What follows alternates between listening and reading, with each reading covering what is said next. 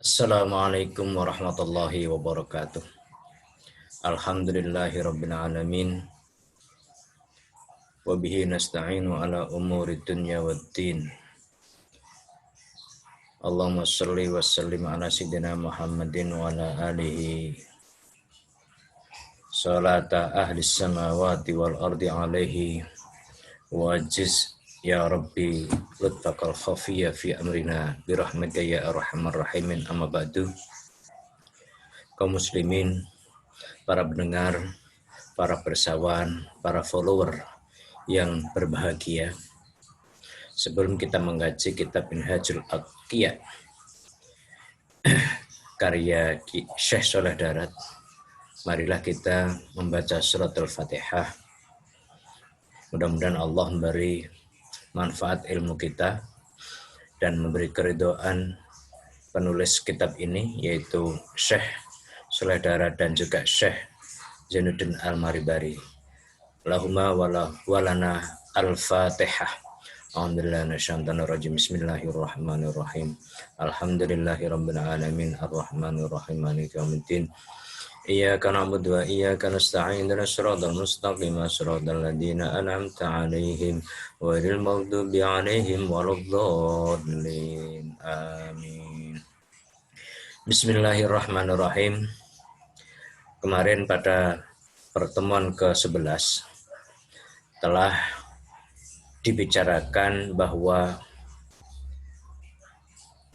godaan setan kepada manusia itu masuk melalui aliran darah manusia, sebagaimana sabda Rasulullah SAW, inna syaitana yajri minal insani majrid dam, atau innal insana yajri minal insani majrid dam.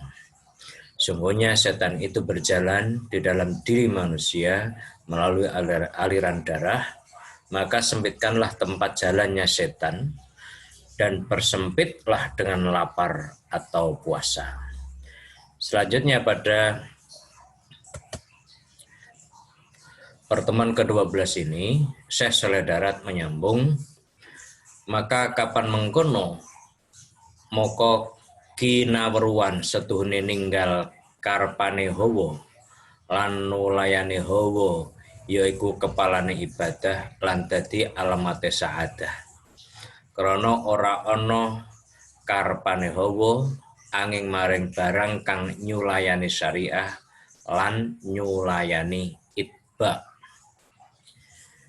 Jadi bila seperti itu, maka ketahuilah bahwa sesungguhnya meninggalkan kehendak nafsu dan mengingkari kemauan hawa nafsu adalah pangkal ibadah dan menjadi ciri sa'adah atau kebahagiaan.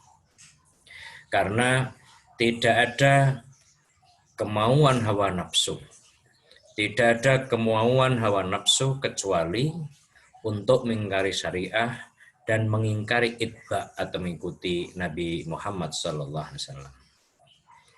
Oleh karena itu, orang yang bisa mengingkari hawa nafsu, maka dia akan mendapatkan sa'adah atau kebahagiaan.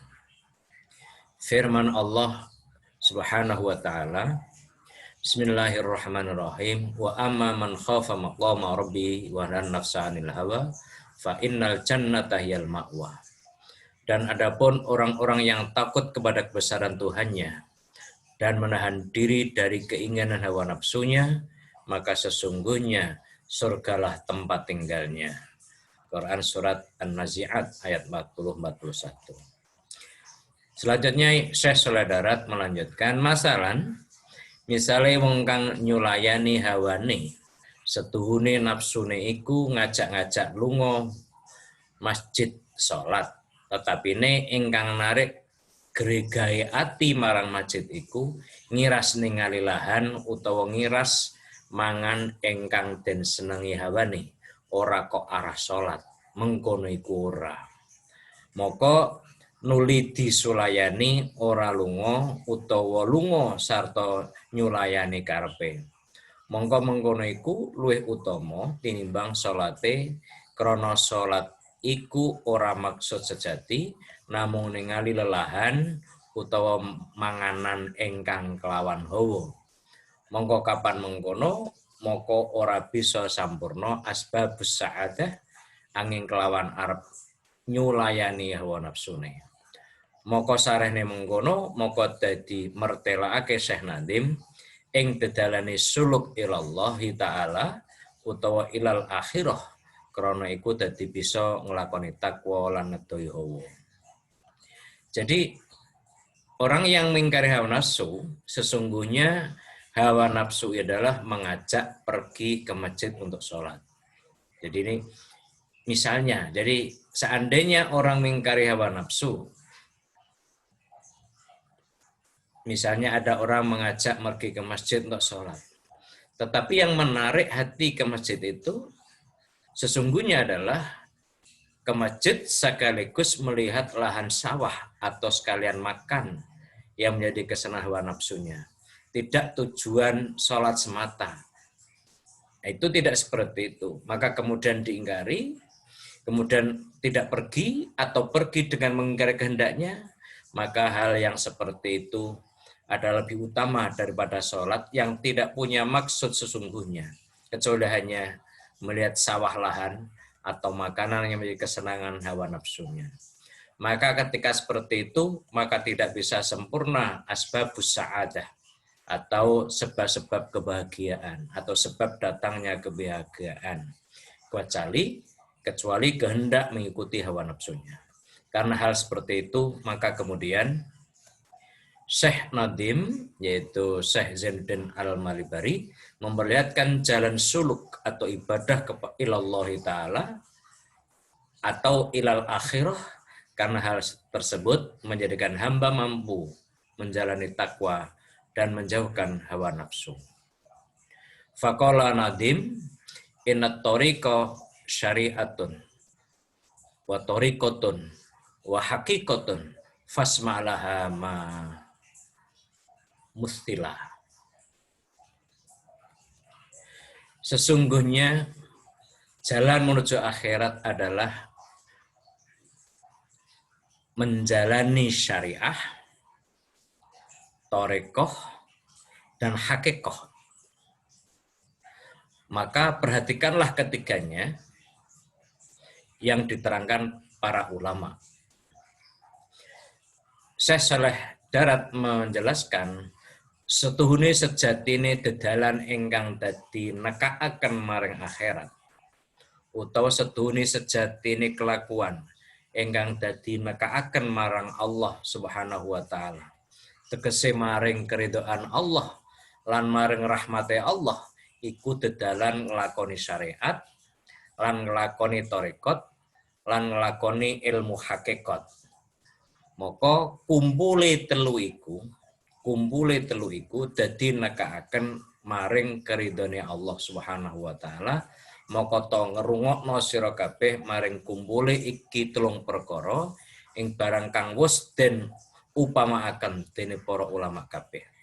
Jadi sesungguhnya sejatinya jalan yang mengantarkan ke akhirat atau perbuatan yang bisa sampai kepada Allah Subhanahu wa taala, atau dalam arti jalan menuju keridhaan Allah dan menuju rahmat Allah itu terletak pada kemauan menjalankan ilmu syariat, ilmu thariqat, dan ilmu hakikat. Maka berkumpulnya tiga tersebutlah, jadi berkumpulnya syariat, thariqah, dan hakikat, atau syariat, thariqat, dan hakikat. Berkumpulnya tiga tersebut yang akan mengantarkan orang mendapatkan keridhaan Allah. Oleh karena itu, perhatikanlah bagaimana bersatunya tiga hal tersebut telah dicontohkan oleh para ulama. Yakni artine setuhune dedalan ingkang nekakaken maring akhirat lan maring rahmate Allah iku arep ngambah dalan telu. Ikilah ya iku ilmu syariat lan ilmu thariqat lan ilmu hakikat. Ora bisa hasil saadah kedue wong kang salik ilallah yen ora ngambah iki dalan telu. Mulane mengkono krana ngambah ilmu hakikat bloko ora kelawan ilmu syariat moko batal utawa rusak. Tegese ngrusak kitabullah ingkang 104 lan ngrusak para rasul lan para ambiya lan para ulama moko dadi sasar. Lan wong kang nglakoni ngambah ilmu syariat bloko ora kelawan ilmu hakikat moko iku kotong lan sepi. Tegese wujude kaya adami ora kawilang-wilang wujud. Ana dene misale wong kang nglakoni hakikat bloko ora kelawan syariat iku kaya ngucap sira maring wong sawiji. Ya fulan sira salat lan nglakonana ibadah. Moko ngucap fulan ingsun ora hajat maring nglakoni salat lan ibadah. Karena setuhune saadah lan sakowah iku mesti ing dalam azali sadurunge wujud ingsun. Lamun ingsun ing dalam azali kapesti wong saadah moko ingsun mesti mati kelawan iman. Moko mlebu ingsun ing dalam swarga senajan ingsun ora salat lan ora ibadah. Karena salat iku ora bisa manjengaken ing dalam swarga ora krana wis kadihinan saadah azaliyah. Lan lamun ingsun wis kapesti ing dalam azali wong sakowah moko ya mati ingsun kelawan suul khotimah. Ora kelawan iman moko mlebu ingsun ing dalem neraka senajan ingsun nglakoni salat lan ibadah krana wis kadihinan sakowah azaliyah moko ora manfaati salat lan ibadah kaya bal ampil bauroh utawa kaya iblis. Ana dene pangucap mangkono iku dadi ngrusak kitab Allah kabeh lan ngrusak para rasul lan para anbiya kabeh mulane dinamani maghdub lan yaiku lakune wong kafir Yahudi. Jadi maksudnya bahwa sesungguhnya jalan yang bisa mengantarkan untuk sampai ke akhirat dan untuk mendapatkan rahmat Allah itu apabila menjalankan agama melalui 3 jalan, yaitu jalan ilmu syariat, kemudian jalan ilmu tarekat, dan jalan ilmu hakikat. Saya Sadat menambahkan, tidak akan bisa berhasil mendapatkan sa'adah. Tidak akan berhasil orang mendapatkan kebahagiaan karena ibadah kepada Allah atau salik ilallah apabila tidak melalui 3 jalan tersebut.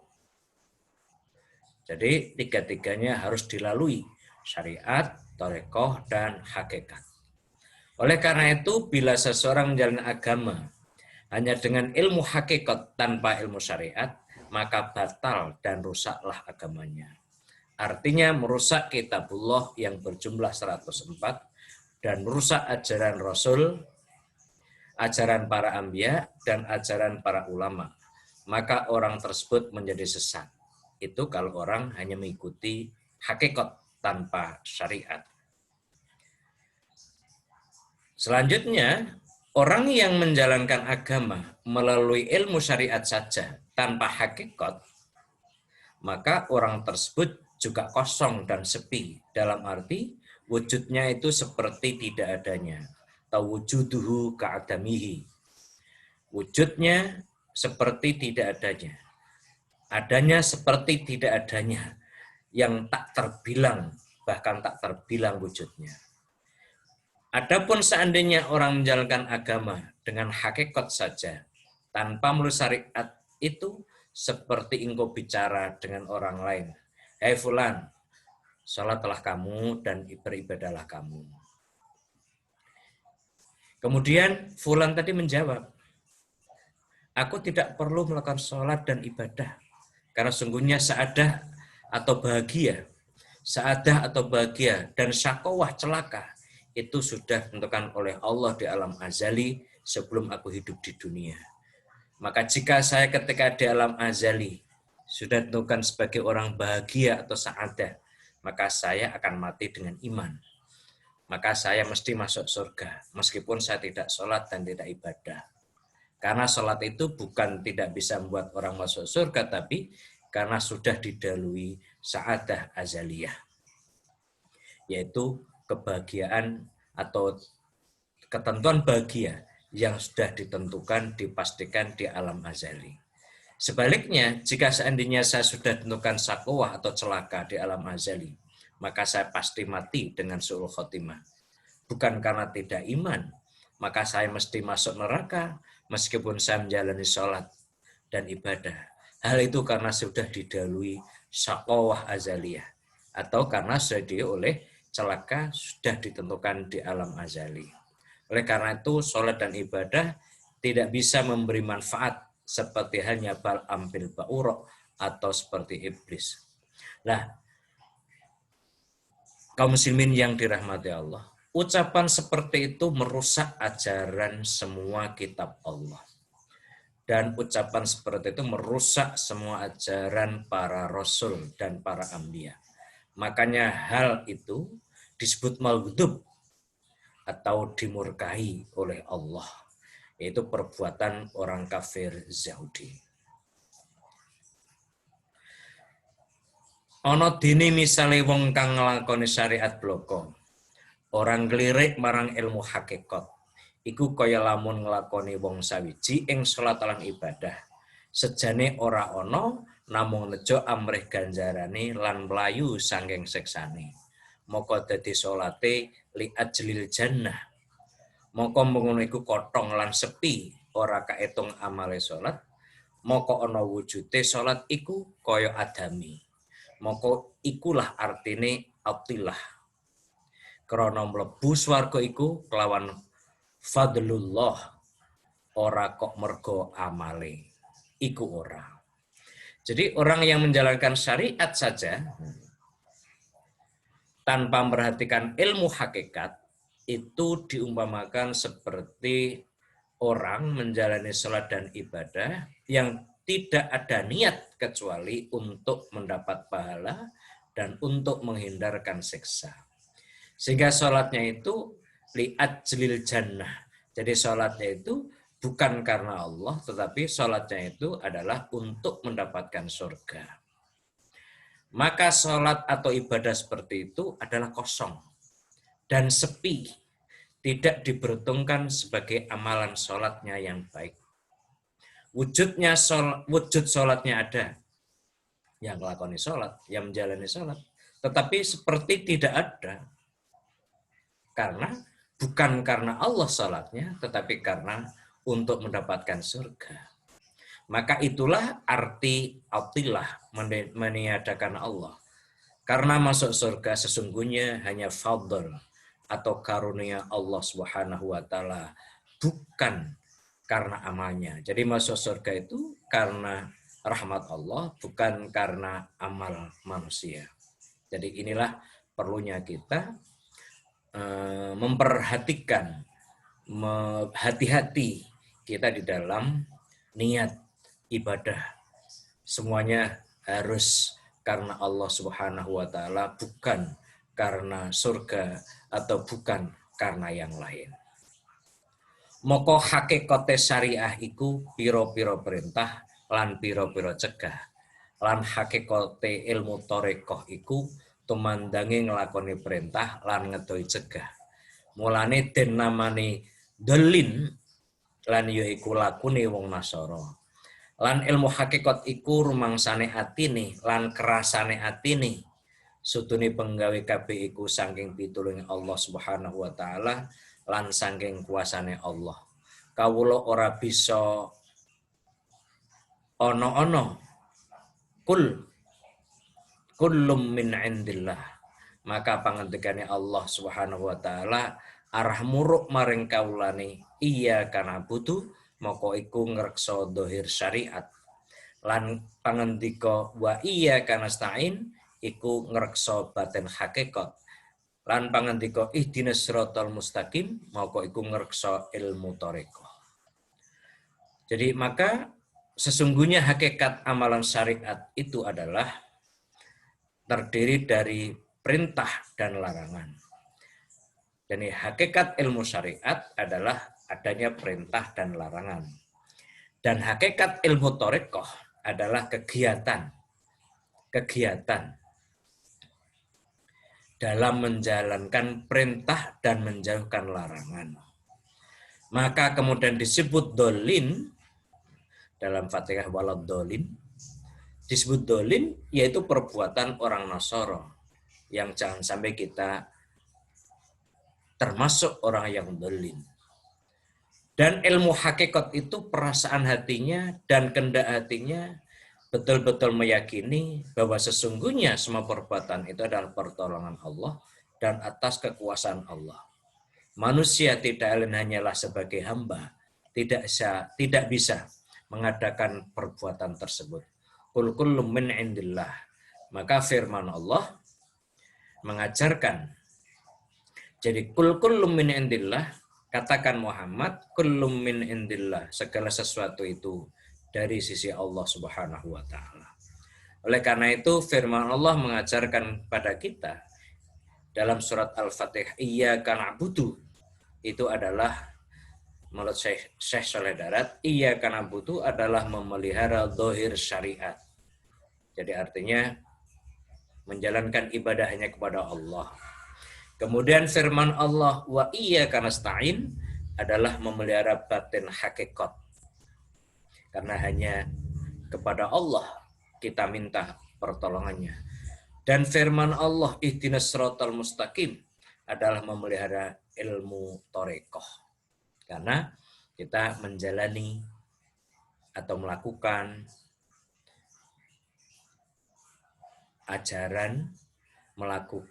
ajaran Islam dengan melalui jalan yang lurus. Falhasil wajib ing atase wong mukmin nglakoni perintah lan ngedohi cegah. Lan wajib aja rumangsa lan aja krasa yen dhewe bisa nglakoni amal kelawan kersane dhewe. Mengkono iku aja. Lan aja rumangsa lan aja nekotaken yen sedune amale iku kok bisa nyelamataken sanging sesane Allah iku ora. Lan aja nekotaken setuhune amale iku kok bisa manjingaken swarga, mengkono aja. Balik wajib ing atase kawula iku miturut perintah bendarane lan bendarane ingkang ngira-ngira dhewe. Jadi falhasil wajib bagi mukmin menjalankan perintah Allah dan menjauhkan larangan Allah. Dan wajib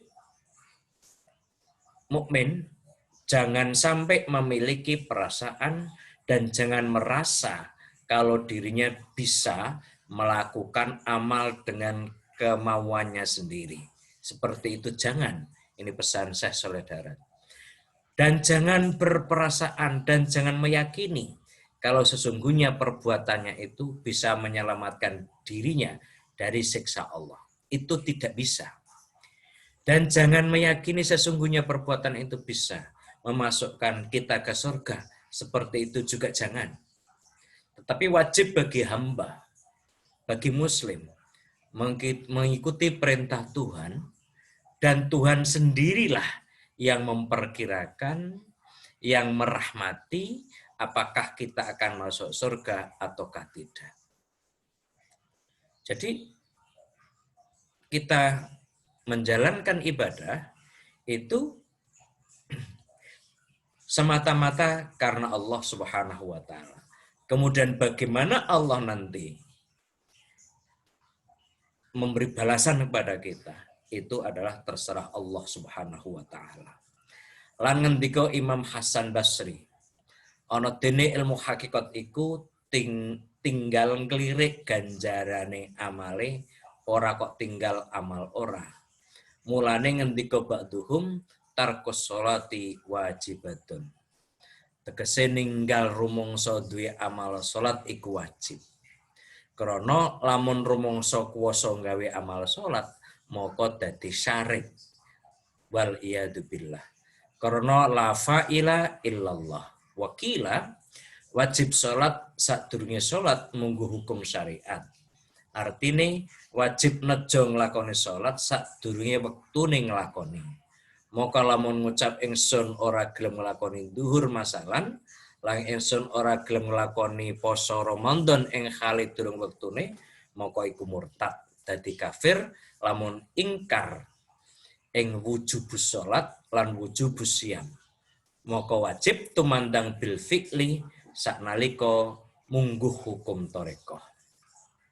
Jadi Imam Hasan Basri berkata, sesungguhnya ilmu hakikat itu meninggalkan melihat pahala amal perbuatan. Jadi ilmu hakikat itu tanpa memperdulikan pahala dari amal perbuatan. Jadi orang hakikat itu berbuat semata-mata untuk mencari ridha Allah, bukan mencari pahala. Itu tidak berarti meninggalkan tanpa berbuat amal, itu tidak. Tetapi yaitu tadi, berbuat amal itu semata-mata karena Allah Subhanahu wa taala, tidak untuk mencari pahala. Makanya sebagian dari mereka berpendapat tarkus sholati wajibatun. Meninggalkan rasa memiliki amalan sholat itu adalah wajib. Meninggalkan rasa memiliki amalan sholat itu adalah wajib. Karena jika merasa berkuasa membuat amal sholatnya, maka ia menjadi syirik atau menyekutukan Allah. Wal'iyadzubillah, semoga kita dijauhkan dari perbuatan tersebut. Maka apa demikian? Karena la fa'ila illallah. Tidak ada orang yang bisa berbuat kecuali atas izin Allah Subhanahu wa taala. Dikatakan juga wajib sholat sebelum sholat menurut hukum syariat, artinya wajib berkehendak menjalankan sholat sebelum waktunya sholat. Jadi misalnya belum waktunya zuhur, kita juga harus memiliki kehendak bahwa nanti kalau zuhur kita akan melaksanakan sholat zuhur. Maka itu artinya menurut hukum syariat wajib sholat sebelum sholat. Wajib sholat sebelum waktunya sholat. Itu bahasa wajib dalam arti sudah menjadi kehendak mukmin untuk sholat apabila pada saat yang nanti sudah jatuh waktunya sholat. Maka kalau aku berkata misalnya, aku tidak mau menjalankan zuhur dan aku tidak mau puasa Ramadan karena belum waktunya, maka ucapan seperti ini adalah murtad dan bisa menjadi seseorang kafir bila ingkar pada wajibnya sholat dan ingkar pada wajibnya puasa Ramadan. Maka wajib berbuat dengan anggota badan dengan segera saat itu menurut hukum thariqah. Jadi tidak bisa ngendi-ngendi. Jadi semangat maksimal berbuat menuju Allah Subhanahu wa taala itu menurut hukum syariat. Jadi wajib berbuat dengan anggota badan secara segera. Itu juga, saat itu juga, itu menurut hukum thariqah.